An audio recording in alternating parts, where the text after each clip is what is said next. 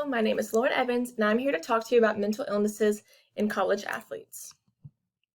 I'm sure if you've had family members or friends attend college previously, they've told you about the frat parties they attended, their epic spring break trips, and the countless memories made along the way. However, they all tend to leave out one thing, and that one thing is that college is hard. Add being a college athlete on top of that, even harder. Because of this, it is not uncommon to see athletes struggle with depression, body dysmorphia, and/or anxiety. I am a student athlete here at AU, and I'm here to tell you that I have seen and experienced firsthand the strength and the power that these illnesses have over people. My goal is to educate people across campus and to create a positive environment for athletes to feel like they can talk and express their emotions freely.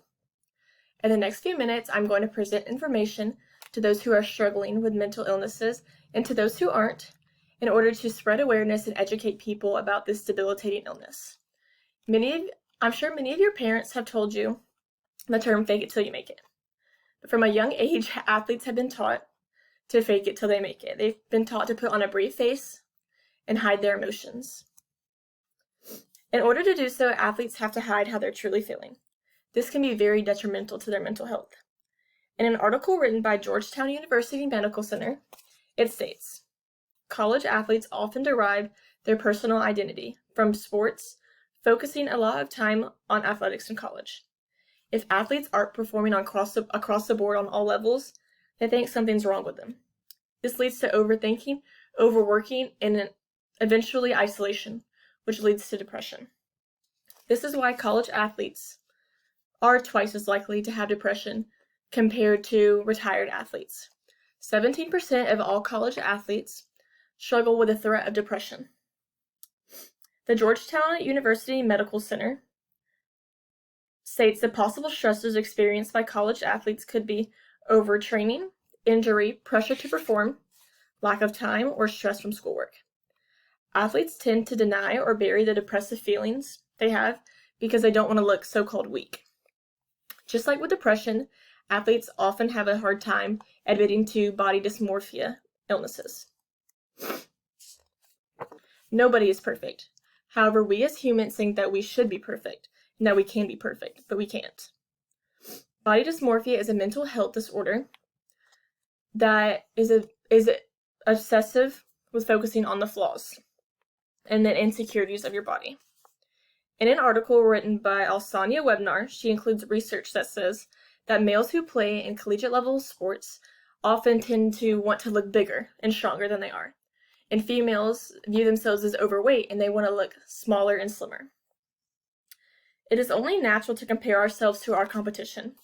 However, these pressures are breaking college athletes. Social pressures of physical conditions, and expectations that athletes should have more muscle than fat are common at this level. However, college sports looks like fun and games, but from the outsides, it can leave athletes crumbling. One thing that college athletes need to know is that anxiety does not define them. Anxiety can make you drift far away from reality and who you really are. In an article titled, How USC Athletes Strengthen Their Game Through Mental Health, the author Lindbergh interviewed NBA player DeMar DeRozan. DeRozan claims that he was lost in a sea of anger, anxiety, and sadness. He states that he couldn't hide behind his shield anymore. Athletes need to let go of the superhero mentality. We can't do it all, and we never will be able to do it all.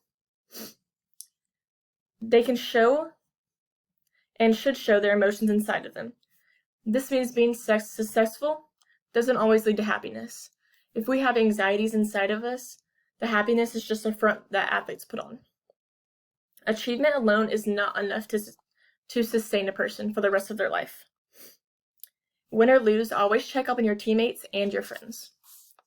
Mental health is something that plagues many athletes across.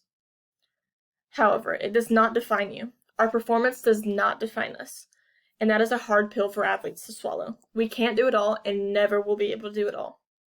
We aren't perfect and we never will be. And that's okay because we are not alone. If you're listening and are a teammate, a coach, or a parent, instead of asking your athlete about how their performance on the field or on the court, ask them about how their day was. We are all human and we are all fighting silent battles. Thank you.